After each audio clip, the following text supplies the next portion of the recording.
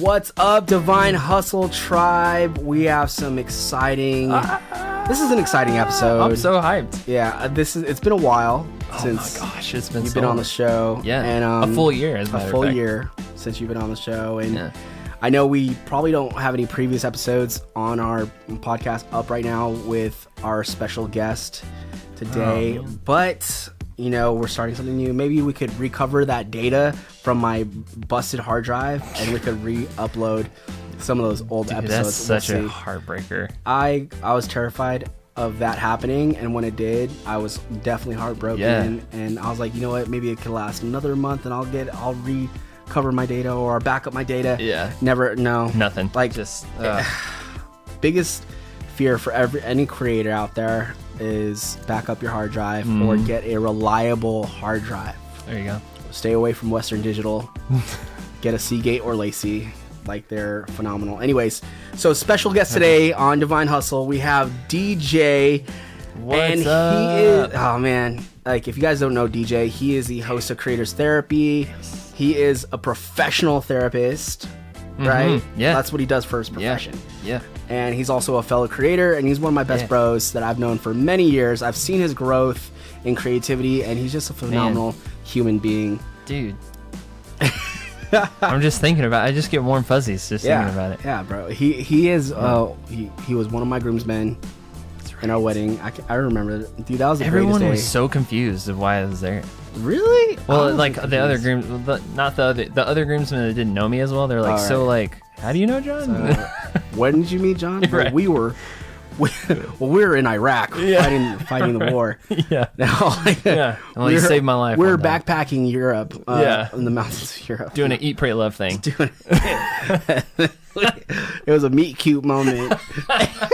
And like, I ran out of essential oils that day, and he just got my back, literally. Tale as old as time, man. Just it's like, do you need some essential oils? I got that. I'm like, man, I was just looking through my pack. Yeah. My man pack. Real I talk. could not find my essential oils. So Real talk. you. Essential oils have been so key. Oh my gosh, really? No, okay. So I believe my wife is a massive essential oil. So I won't be massive, but let's just say, like, I've found a combination that works for me. Because don't you have a secret potion? Like a secret, not potion, but like a magical essential oils mix that you created? I didn't create it. Or somebody created Someone it for created me. a recipe. And so it's my own flavor. Oh my gosh. Like, what does it do? Like, so what's the benefits of it? So, like, this is not a plug, by the way. I'm just really curious. Yeah. So I have ADHD. Like, what used to be called ADD is now ADHD with inattentiveness, right? So I don't have as much of the hyperactivity as much as I do just like, I just what's like that? Shiny toy? Yeah, shiny, everything. Yeah. So what's really been helpful is, other than strong coffee, has been essential oils. So I got a mix of lavender and cedar wood, and there's something else in there as well. I can't remember what it is, but like, lavender helps you calm down. Okay. Cedarwood helps you focus. All right. So if you think about it, like, your engine just revving high all the time. That lavender, cedarwood, like pills, right? Like, or something. So I just rub a little on my wrist, and I'm good for about 2 hours. Dude, I need to put that to the test. You need to make a batch for me. I got it. I'll give it to you. Give you some. Yes. I'll give you a hit. Anyways, just one hit. Yeah. Like, that wasn't supposed to be part of this podcast, but it's all good. There. Yeah, it's there. It's there, and you guys, for your enjoyment. Yeah. So, anyways, we want to welcome DJ on this podcast. We're really excited because we are in this series called Where to Start, and this episode is all about self-awareness. Where to start in your self-awareness journey, and what are the benefits of having self-awareness, what it does for your life, and what better way to talk about self-awareness than my dude that's a therapist. You deal with this every day, all the time, and not maybe for yourself, but you talk to a lot of clients that comes down to it and boils down to self-awareness every time. If there's an issue or a problem that they're dealing with, when you therapy them up, it always goes down to the foundation of self-awareness. Yeah, every time. About whether it's in marriage, personal discovery, like my job as a therapist is to essentially facilitate self-discovery and hope. And basically you find healing through that. Yeah. But in order to have some of that self-discovery, you got to learn about yourself. You got to learn some self-awareness. Like, people don't always know the answer. They just know that whatever's going on in their life right now, they just don't like it, but they don't know why. Yeah. So it's my job to kind of help why. They're just unhappy. Yeah. Sometimes, like, yep. And it's so weird because we are in 2020 now, and every year that happens, it's just like, you start off strong and you want to start off motivated. Like, you just came out of a really depressing kind of winter break because like family and like, like during Christmas time is the highest depression, highest like anxiety, highest everything, stress. And we talked about that in our previous episode, how to make this holiday significant. So if you haven't listened to it, go check it out. And we talked about that. It's a fire that episode, by the way. Thank you. It's such a good episode. Thank you. Yeah. My wife is just amazing, dude. She's a book of information. She is. Sometimes you just want to read all the chapters or get the cliff notes. Just kidding. I love you, man. But we did talk about how we carry stress all throughout the year. Yep. And it kind of boils up to that moment, the end of the year, where like everyone loves a timeline, start, finish. Like every movie has a start and a finish, and there's a arc in the middle, right? And that's kind of like how we look at years, but thinking like, okay, not just in year terms, but like 5-year terms, 10-year terms, lifetime terms. That's when you start discovering like, who am I going to be? What type of core values do I need to carry out? And how do I live my life daily? And not think of it as a linear, like, okay, so this year, this is what I'm going to try to do. The next year, I'm going to change that and do something new. And then next year, so like every year is kind of like a new thing. And like, you don't really find or have self-awareness to continue like your pattern or reputation to create a reputation that is consistent, that people can trust, whether you're a creative or you have a brand or maybe especially like in ministry, like having that trust and consistency is super important. So definitely. Today we're really excited to talk about discovering self-awareness. How do you even start in that? What's the journey look like? And if you're in a position, and maybe this might speak to you because you're in a position of like, what, every year I feel like I've been taking another lap. And like I fall into a pattern, right? And it's unhealthy sometimes. Maybe you're in a pattern of relationships or breakups, or maybe you're in a pattern in your career and you're like, I keep on getting these jobs and it's not, I lose passion and I leave my job and I put in my 2 weeks notice and I go to try to find another job, or like I try to sorry, I can't talk today. I try to start a side hustle. And that fails and I have to find another job. And so there's like, why do I keep running into the same issue at every new opportunity or every new job? Right. Like, because it's the same you. Right. It's the same you. And it all starts with self-awareness to create that change and to create that joy in your life, that happiness in your life where you wake up and you're like, you know what? I'm not where I know I need to be, but I'm definitely not who I used to be, and I'm heading the right direction. Right. So I think that's the most important part, is waking up and feeling that contentness, that feeling of like, I'm going the right direction. And there you go. Obviously I'm not where I am, but I can endure the process. I can enjoy the process. And we're going to be talking about that today. So I'm so excited. So excited. DJ, what's like the first kind of step into discovering yourself or having that self-awareness? First step is knowing there's a problem. I mean, it's like that, there's this whole, we kind of do this whole cycle where we try to nix out every other possible thing that it could be until we get to us. Right. So the first step is like recognizing like you're part of the problem. Like if there's a common denominator here, it's usually you. Right. So that's usually the first step in like trying to like discover more about yourself is understanding or knowing that there's a lack somewhere within you. Right. And it happens even with faith too, of like, we're trying to like, I'm trying to be the best Christian that I can be, or I'm trying to be what God is calling me to be, right? But I still can't figure out how to navigate that realm. Like, well, like you're still on a journey. You're still trying to figure you out. I mean, I hear this a lot. Like, oh, I'm doing this for God. Yes. Like, I got to do this for God. Yeah. Everything's for this purpose. And it's like, well, have you ever thought that you just being present is enough? Right. Like, yeah. There, or it's, or are you trying to put God in that space? Right. Yeah. But it's actually you that wants to do that, or that's you that's trying to do that. So, yeah. And then you try to justify like, oh, this is why I'm here. This is, and then it, again, like, how do you separate the you in the conversation and the God in the conversation? Yeah. It's a big, first of all, it's a big step to do that, to step aside a little bit. The way that I've kind of seen clients do it is honestly start to have that conversation, with God, engaging it with prayer. Yeah. But then listening, like just shut up for a minute. Yeah. And just start listening.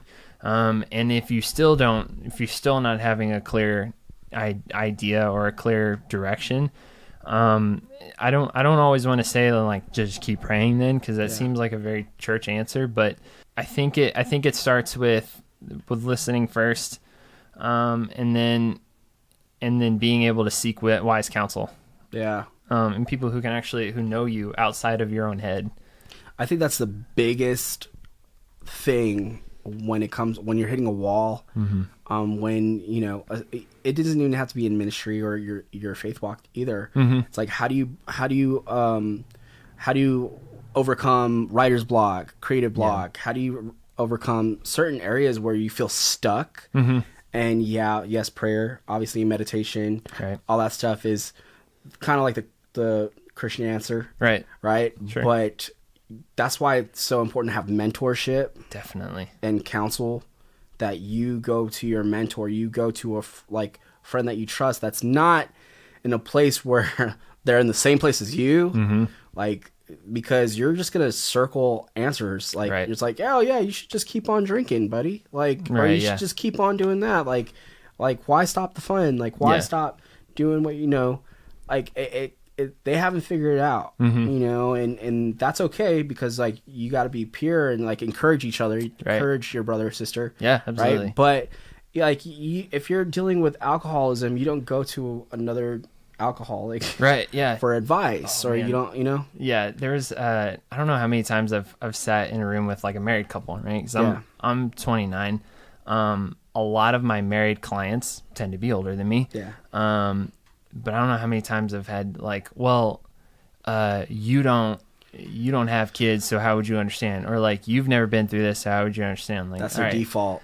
Yeah, that's you trying to find a way out. You don't know what I'm going through because you haven't experienced it. You know what's so funny is that churches like do that too. So like if the pastor's young, like he's between 30 and 40. Yeah, they have like congregation members that are like in their 50s and 60s, and they're like, well, why did you leave the church? Well, he doesn't know what I'm going through, or he doesn't have this, or that experience. He doesn't have grandkids, or you know what I mean? And it's like, that's why you left. It's a cop out. Yeah, it's a cop out. Like totally. It's an easy way to justify to yourself, like, we tried it, so we're on our way. So out. What do you do with those types of clients?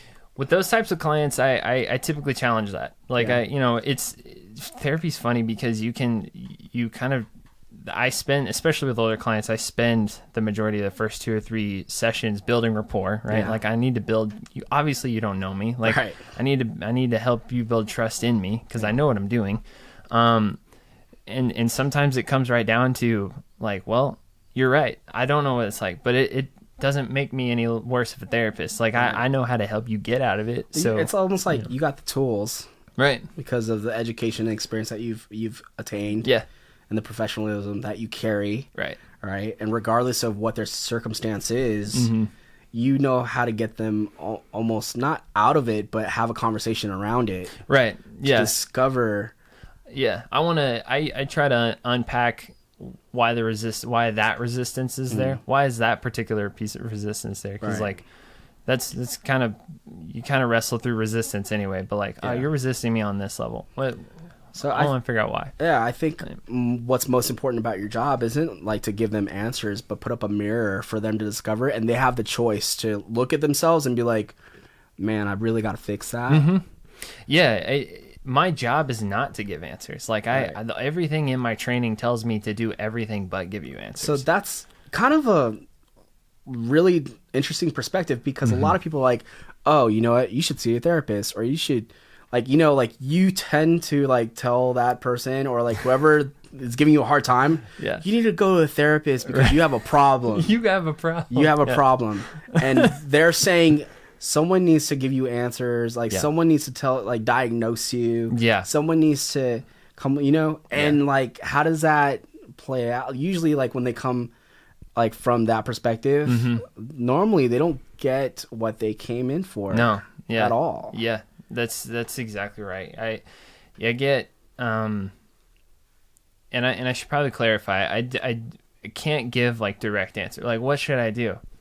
I can't tell you that. Like, and that's not just me being hard-headed. That's like legally, ethically, I'm not doing my job as a therapist if I tell you what I think you should do, because I'm just one person, right? Yeah. The goal is to give you all of the information, or help you get through all the information I can, and then make an informed decision based on that. Oh yeah, totally. And then I mean, I see like you and like therapists as like modern Jedi. Like for real, like a modern Jedi is like, you know, well, this is like, so why are you in here? Well, people say I have a problem. Oh, really? Yeah. And then like you leave that openness for them to unpack. Well, it all started when I was a kid. Oh, tell me about that. Yeah. Yeah. Okay, well, my parents never gave me that attention. And then you go into this like deep dive, and they're like, and you just like jetified like their session right there, and they're like, oh my gosh, that felt really good, or like, man, I have an issue, and they discover like where it all stems from. Yeah, there's nothing more rewarding than when you do have a tool, or like there's a culmination of all these different conversations that you've had, and then you bring it full circle, and they like, you see them have that like, whoa, all right, wow, that's crazy. And they walk out all like encouraged or like excited that they figured that part out about themselves. And you're like, heck yeah. Like I'm stoked whenever that happens. Like, it's so great. What happens when they start discovering that let's say they walk out of your doors and they're like, they have that epiphany, but then like life happens outside of that moment. Like that was just a moment. What is the moment that they have to realize and understand? Like that was an epiphany. Now I got to make it reality. Yeah. Like this is the reality that I face. Like my family, my friends, like they're still like, yeah, your environment hasn't changed at all. Your environment hasn't changed, but you internally have changed. Yeah. Right. And this is part of that self-awareness discovery, you know, of like, okay, you are now self-aware, and what happens when you get put in that same environment? You're going to upset dynamics. So one thing that I really focus on with my clients is like, you exist in dynamics. So like your family is a dynamic, the relationship between you and your spouse is a dynamic, the relationship between you, your spouse, and your child is a dynamic. Like all of those things have their own norms, right? Yeah.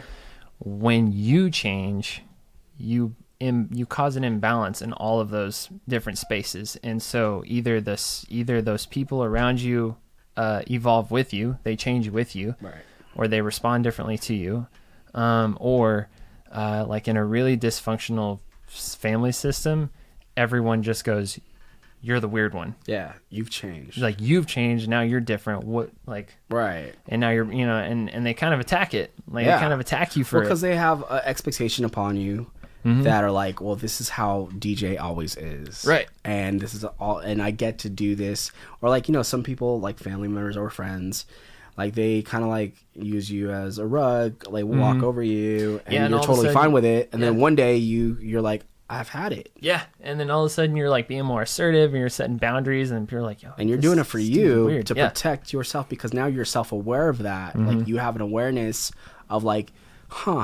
that is how they treat me, and they've treated me for all of my life, or like it evolved, or it happened over time maybe due to events in your life or events in your family, or like, you know, a lot of the times, like when someone passes away, or like when someone gets a new career, when life things happen, like someone gets married, they have a kid, these events kind of mold and shape a new type of dynamic between you and your friends and your relationships. Yep.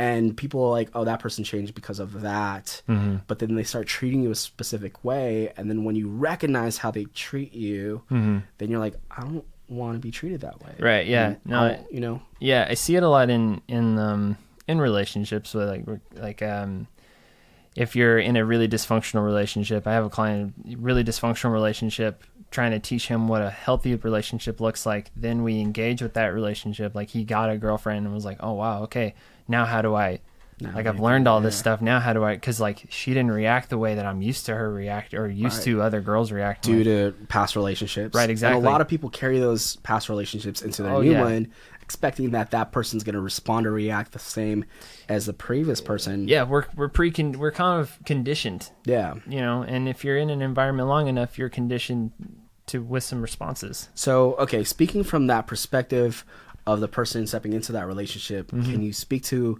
that person and also reverse that role of the other person? Like, if you're stepping into a relationship maybe in 2020 and you're like, I think I'm in a healthy place. Maybe you came from a really bad relationship. Right. And you're like, okay, I'm now in a healthy place. 2020 is my year. Right. I'm you know, there's some people I know that are like, I'm ready to get married. Like, I want to get married, but first I got to start dating. And then like they go through this, different. They go through this whole thing. Yeah. And you know, and then when they start dating someone, they're like, man, like I'm dating them, so I have to marry them, right? Because 2020, right? That's my year. Yeah. Oh gosh. So what would you tell those types, like those people? So let's take this from the ground up, right? Yeah. You've spent a ton of time in therapy. Maybe you've spent a ton of time with wise counsel, and you know what to look for now. You know what a healthier relationship is supposed to look like, or what you think it looks like. And by the way, it's never Hollywood. It's never Disney. It's never TV. It's none of that. Like, take all of that, toss it out the window. Like, it's not going to be any of that. Never is. Like, I legitimately thought that my role as a guy who's going to propose to a girl, I thought like, oh, I just go to the ring store and just pick out a ring. the whole concept of like, oh, you go together. She picks it out. Foreign. Yeah, it was so weird. I was like, this is not romantic at all. Yeah. Or at least that's what I thought. You're supposed to know me. Yeah, exactly. Like, you know, like, I'm supposed to surprise you with this. Surprise you because it was everything I ever wanted. More. Yeah. So I let Hollywood, like growing up, I let TV kind of dictate what my idea of a healthy romantic relationship is supposed to look like. And that's all we have as reference most usually, of the time. Usually. Because, I mean, to be honest, like, we're socially awkward people. Right. Like, you know what I mean? Like, how often, when was the last time you actually said, hey, I want to go have coffee with you and talk about my life? Yeah. Like, how often do people actually do that? Yeah. And talk about their problems or, like, just the way life is. Yeah. And it's hard. Even in ministry, even if, like, I remember being a youth leader, you know, you were pastoring, shepherding students, you know, so, but sitting down and, like, having to sit with students or your peers or your leadership team and being like, all right, what's going on in your life? Like, that was not, like, for them, it was awkward because it's like, what did I do wrong? Like, what do they want from me? And it's like, no, I just want to hang out. Like, I really just want to have like a relationship with you, like, you know, and like this friendship and this, you know, kind of thing. It's tough nowadays. Yeah. Well, and so you get it from the movies, you get it from the shows, you get it from, you know, like Netflix. Yeah. And what they're, you know, putting on out there. Yeah. And I mean, my serious relationship before I met my wife was pretty unhealthy. There was a lot of unhealthy expectations. There was a lot of unhealthy things that just went on, right? Yeah. So essentially what you're doing when you're kind of breaking all this back down, you are stripping it away piece by piece, but you have to rewrite what your understanding of healthy is. Because I 100% thought that relationship was healthy. There's a lot of things that I look back, and I go even broader. There's a lot of things about my my growing up that I thought were healthy or normal at the time, that, now having increased some self-awareness in myself just based on my own therapy, and then also conversations with people who are much wiser and smarter than me, going, oh, wow, that like ripped me a new one. And as much, I was like, oh, that's not normal. Like, and as a therapist, there's some behaviors that people I grew up with had that I thought was normal, and then getting in the room and that literally, as a therapist, it kind of blinds me to it, going like, oh, I didn't know that was a problem. And so that, you seek out wiser. It's so good to be, I'm supervised right now. So I'm an associate therapist, which means I'm supervised by a licensed therapist. And whenever I bring like my stuff to my supervisor and go, well, my client's doing this, this, and this, there for a while, I had to really learn how to look at and point out what's not kosher or what's not, right.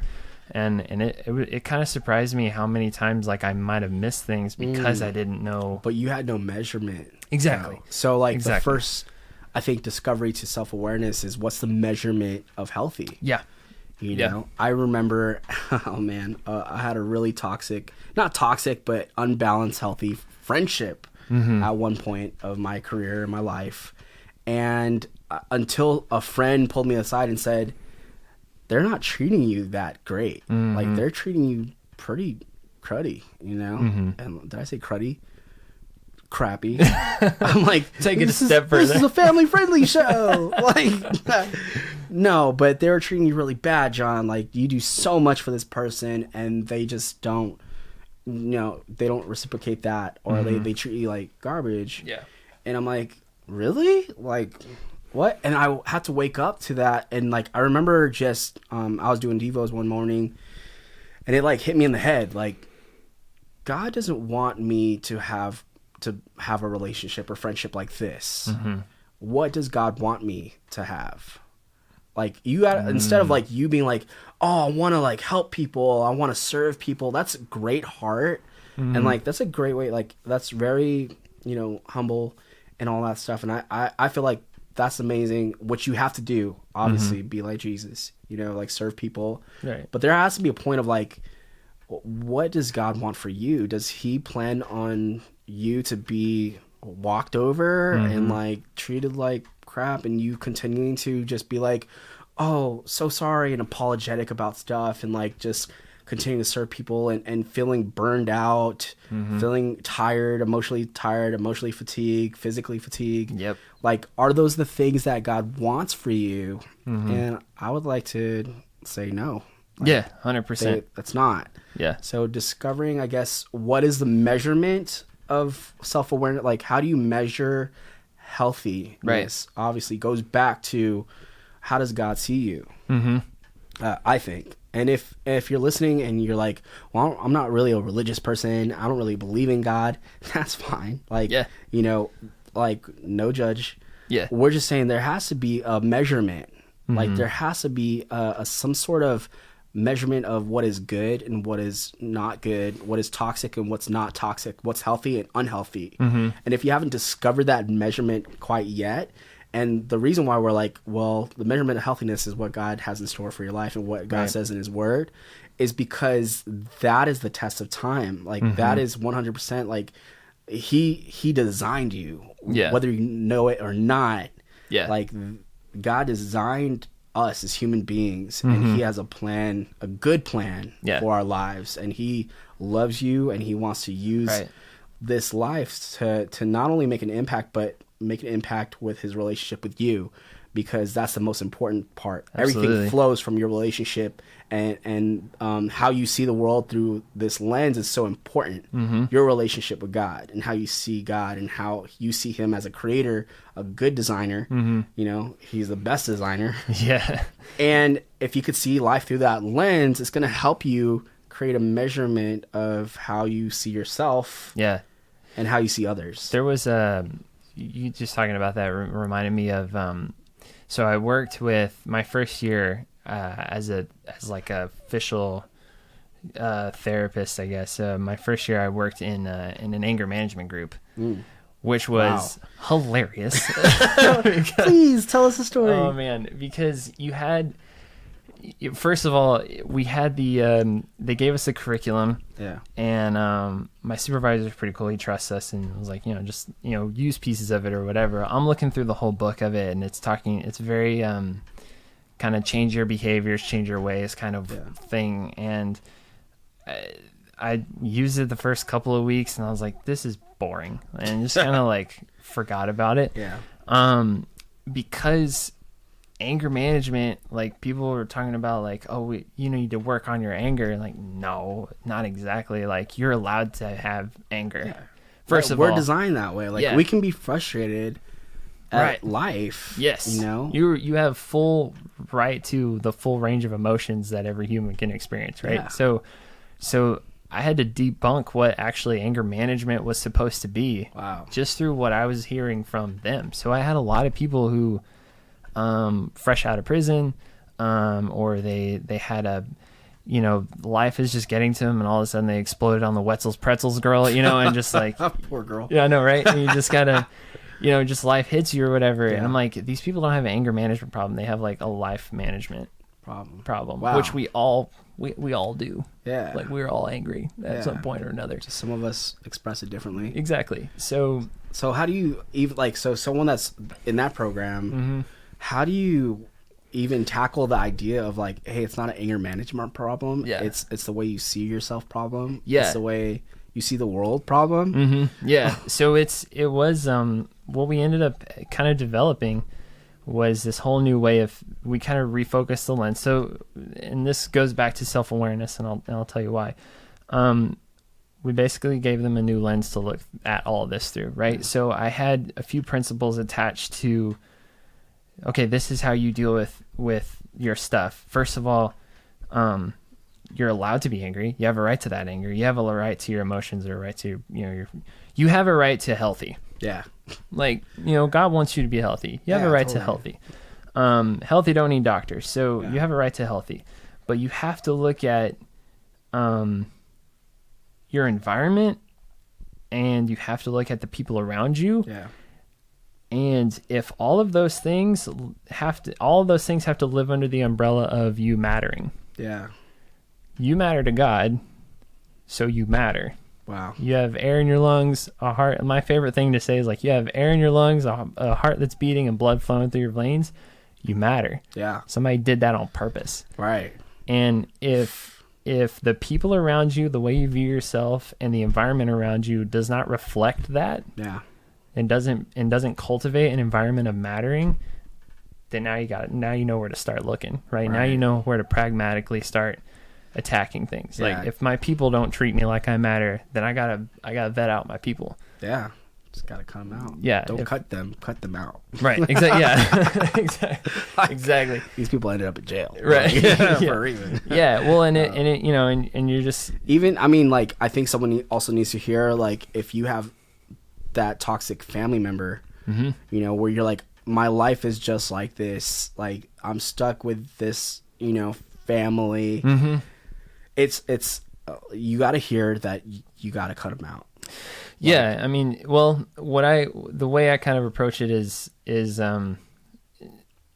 boundaries versus barriers. Yeah. Right? So boundaries are going to preserve the relationship. Yeah. And maybe that means cutting them out, or not talking to them, or kind of creating some separation for a time. Right. But you always leave that road open for a relationship, whereas a barrier is just, I'm putting up a wall, right, and we're not engaging anymore. Like, we're not talking. And some people, you got to do that too. Yeah, I understand that. Some people, you got to do that. There's those two options. Are you going to create a barrier, or are you going to create a boundary? Right. A boundary. And I always encourage, and I encourage you to, like, exhaust every possible way to keep boundaries, because boundaries keep relationships safe and healthy. That's what I mean by cut people out. Right. Is put a boundary. I'm pretty savage, and I'm like, man, because I just don't have, and I'm gonna show a vulnerability right now. I just don't have the energy or time, or like, on the journey to just be and Britt's a lot better with this, because she cares a lot more about people. I care a lot about people. If you know me, like, you know how much I care about people. Yeah. But when it comes to, like, and I need to work on this, and this is my self-awareness moment. So I actually got you on the show to actually therapy myself. Get you. No, but like that whole thing of like, you know, my idea is I want to create boundaries with people, not barriers. I tend to lean more on the like, hey, like I'm not going to talk to you. Like I'm just, you know, like you don't give me energy, and that's a very selfish thing to say, but that's my vulnerability. I think my challenge is like, and I think I became like that because I thought of relationships like a bank account, you know, where like I'm making deposits, you know, and people are either putting deposits in my bank account emotionally or like, you know, or they're taking out stuff, they're withdrawing. And it's okay to withdraw as long as I have enough in my account that I don't go in the red. Yeah. You know what I mean? Yeah. So like when I started seeing life through that lens, it's like, man, some people they just take a massive withdrawal and they never deposit anything. Yeah. And those types of people, I had to say no. Like I just cut out. Well, but I put a boundary in saying like, you know how like if you have a card or a credit card or something like that, and like you only could spend this much amount. Yeah. Right. That's the kind of mentality I have for those types of people in my life. As like your spending limit is this. Yeah. You're overdrawn. 0. Like you need to build your credit with my account. Or else you can, you know, you don't get any withdrawals. Well, and there's space for that. I think I don't want people to think like, okay, this is just if you've got toxic people in your life, then like, oh yeah, do everything you can to keep them in your life. Like, no, toxic people don't deserve the time and space that healthy people do, right? So sometimes when you're building boundaries or you set boundaries, sometimes they're stuck in stage 1 where it's like separation. Right. Sometimes they're just stuck there, and that's okay. That's all right. That's just the way it's got to be right now. I'm okay with that, but I have the hope in the future to restore those boundaries and that relationship. So there's hope for the future, but in the now, in this season, you're not my priority. You're in timeout right now. Yeah, you're on timeout. Face the wall. Yeah.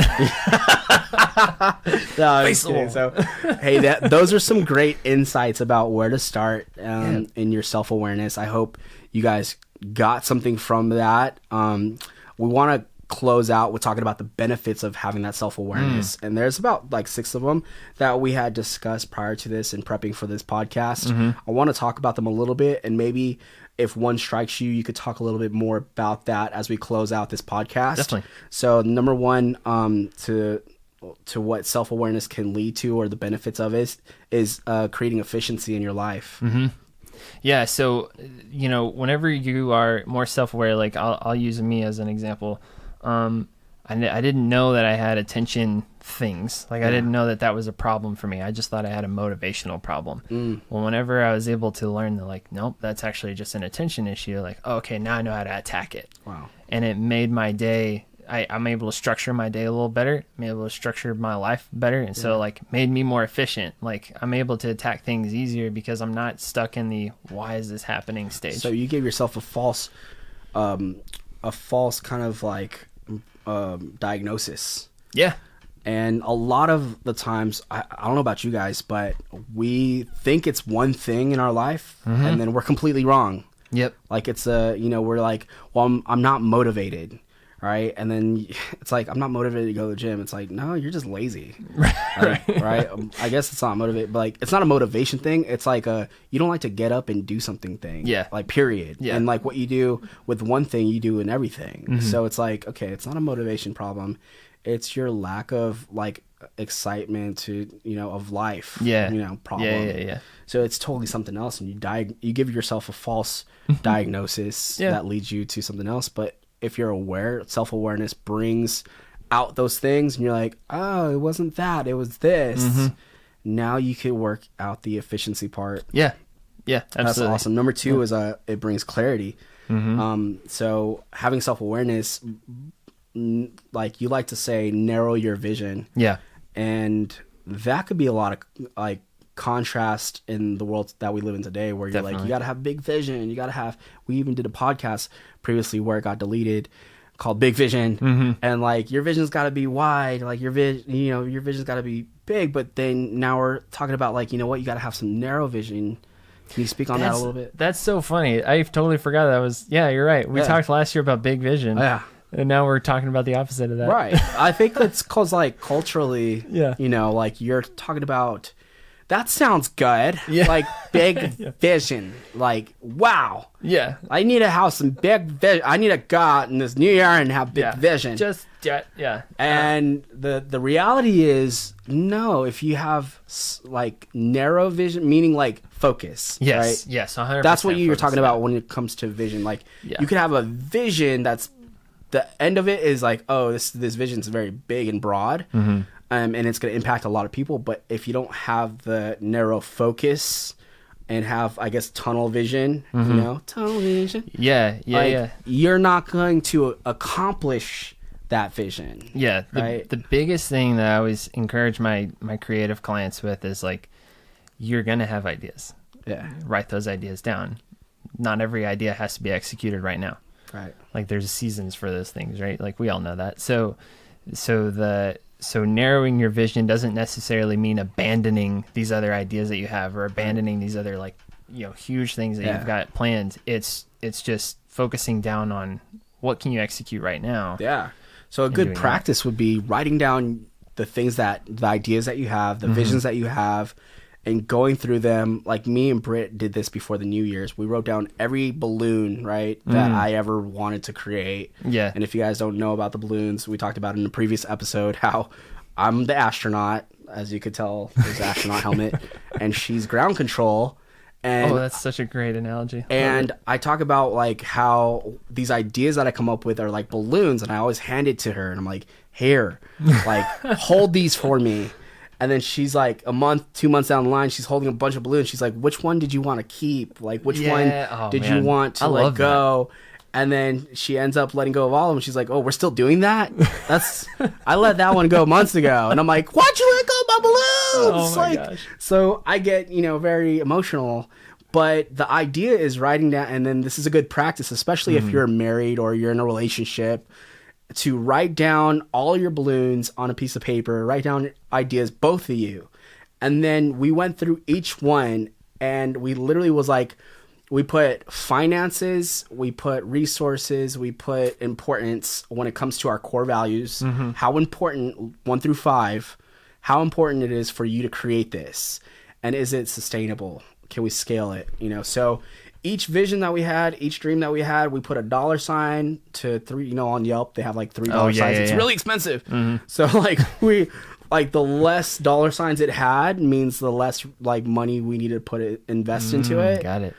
And then like the more dollar signs is like, okay, that's probably like a long-term thing when we have a little bit more savings, Yeah. Like, so those dreams kind of get put on the back burner and focus on the lowest hanging fruit, the lowest type of dreams that doesn't have that, that you could actually accomplish. Yeah. So, and then that actually helped so much in bringing clarity to the vision and be like, oh, this year I'm going to focus on this one thing. That's so good. Because thank you. Yeah. No, I love that. We could do a whole session, a workshop. If you guys want that, right? Please leave a comment. Oh, heck yes. Let's do that. Like, it would be phenomenal. We could do a workshop together, and doing that, because I think it's very effective, especially coming into a new year, like to write out your visions and then literally physically seeing, okay, this is going to take this much time, this much finances, this much research. Is it going to benefit, or is it something that I don't need to be involved with because it doesn't it doesn't pour into my core values or my vision for the big vision, right? Yeah. So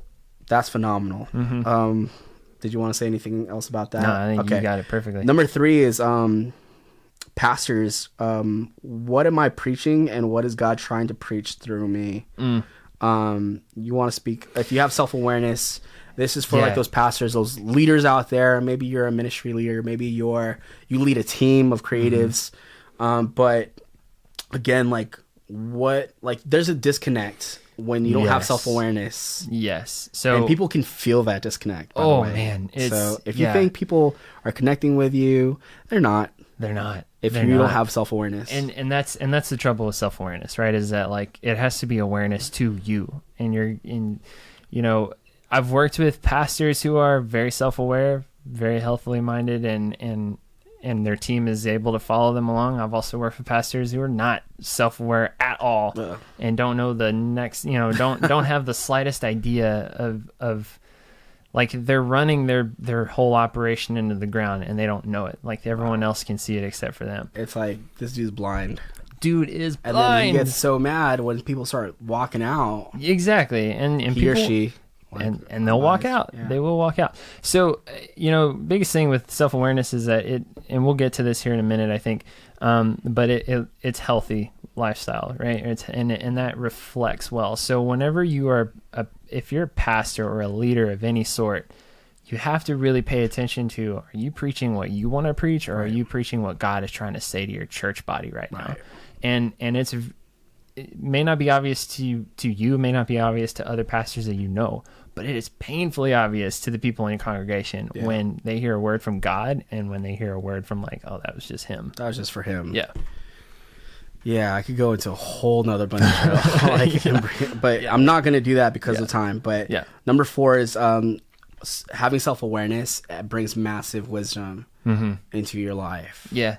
Yeah. So think about the people that you consider wise counsel, like wise individuals. Like, I've got 3 or 4 right now that's my inner circle. Those are the ones I bounce those ideas off first. And because they are wise individuals, I know they're wise because, not only what they have to share with me, not only does it challenge me, does it sharpen me, but I know that I've seen in them, in their own lives, how they've sought out wise counsel themselves and how they have also had some self-discovery. Yeah, and also by their fruit. Absolutely. Like the things that they touch, the things that, the way they navigate their situations in their life. And the people that they impact around them is a good indicator of, is this a wise person or not, right? Yeah, and what do people say whenever they're not in the room? Yeah. Like, that's an indicator. That's the best. Oh my gosh, I could ask like so many people, hey, so what do you think of that person or his leadership or her leadership? They'll be so brutally honest. Oh yeah. Where I'm like, wow, do they know that? Yeah, like, exactly. So number 5 is self-awareness brings out or it brings out great leadership. And this kind of ties into the having massive wisdom. Andy Stanley did a talk during a conference in Orange County. Catalyst. Boom. And he said... Nailed it. It never left me because he talked about a great leader. How to become a great leader, right? And it's great leaders are formed by not their intentions, but their actions. And if you just took a minute, like everyone has the potential to be a great leader. Everyone leads their life every day. Like you lead your life every day. What separates you from just a leader and a great leader is taking that extra time, that extra minute to ask yourself, what would a great leader do? And having that self-awareness, like if you continue to practice that, like if you're going to make a decision and you take, like if it's for the family or something, and it could be something small, like, should I buy this for the family or not? Or for, we're about to have a baby and we're like, should I do this, get a plaything, or like, should I stop and think about involving my wife in the process? What would a great husband do? Yeah. Right? Yeah. And I just buy it anyways. I'm like, surprise, and failed. So if you just took one more minute and asked yourself, what would a great leader do?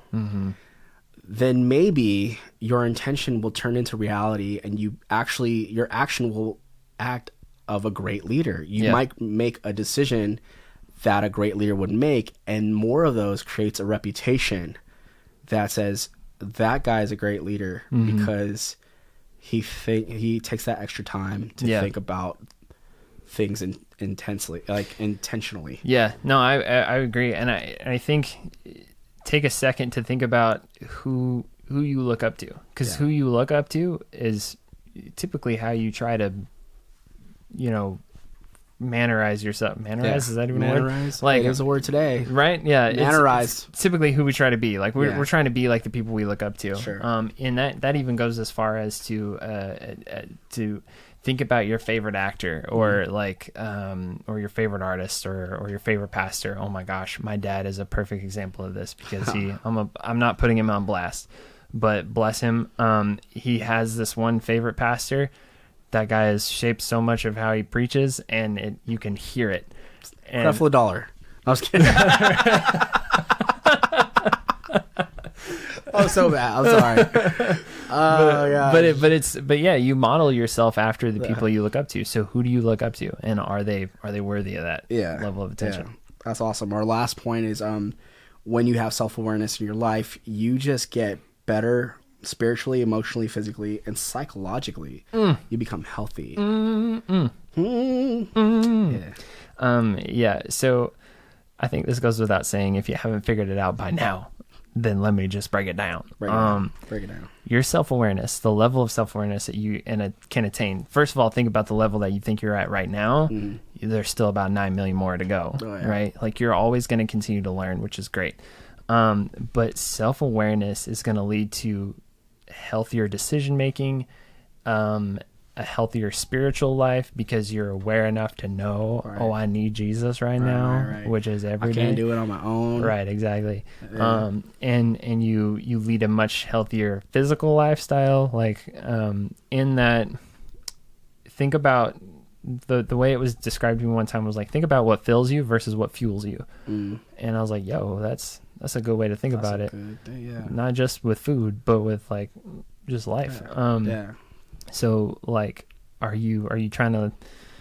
I love myself some Chick-fil-A and some hot wings and all that, but like, I know that I can't live off of that. Right. Like, it's like one trainer told me one time, "Are you eating to live or living to eat?" Ooh, yeah. Right. Yeah. It's like, oh man, I love food. Yeah. But I need the right ingredient, and Britt is so good at this. Like, she's just like, I need more greens. I need more of this. I'm like. Cool. I love pizza. I'm gonna support you in that. I love steak. Like, but and again, vulnerability is like, I need to have that self-awareness to eat healthy. If I want a longer life, especially having a kid, a baby, it's like, I want to enjoy my time with my son. Yeah. And I want to have the energy to play and just be in their world and be present. And I'm not gonna have that if I'm always tired. Yeah. If I'm always fatigued. So am I eating to live, or am I living to eat? Yeah. In a way of like, okay, I just love food, and like, I just have to stop that and think about the future. Yeah. Think about, all right, I got to make better decisions. Yeah. And it just, like I said, it doesn't stop there. We read off like psychologically. Oh my goodness.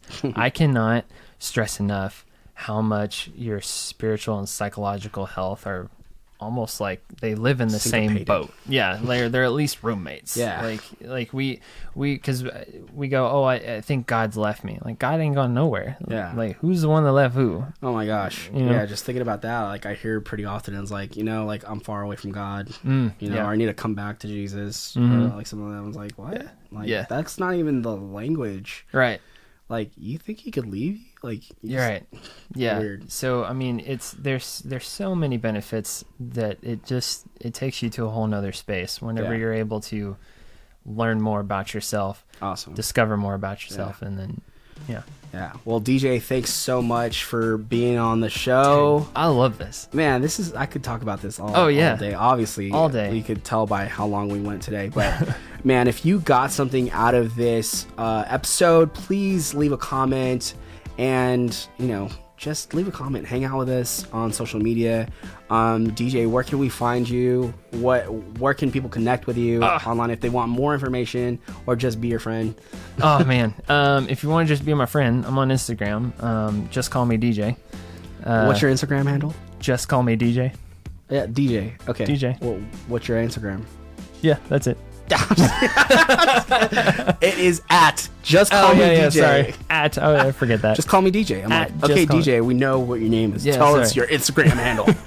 Just call me DJ. Yeah, you just want to be friends. It's at just call me DJ. Right. Where else do you hang out? Twitter, YouTube? I don't tweet enough, and I haven't changed my name on that one, but I'm sure the best way to best way is Instagram. Cool. And then if you want to hear more from me, kind of waxing on psychologically, you can follow me on Instagram too, at Creators Therapy, and then we have a YouTube channel, Creators Therapy. We have a podcast, check it out. Creators Therapy. So yeah, go to thecreatorstherapy.com to connect. Everything's it's on there. Check out what he does and on the incredible episodes that he has on that podcast. Man, I love hearing your podcast too. Thank you. Yeah. Because you have these amazing people on there that are in professions that you talk and you like debunk a lot of stuff, but you also therapize. I don't know how to say it, like therapy ninja. Like I don't know.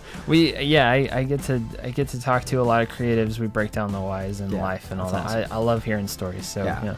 And if you want to connect with me, your host John Mediana, find me on Instagram, Twitter, and wherever else, LinkedIn, I don't know, at John Mediana. Right? Okay, I get it. All right. I don't know.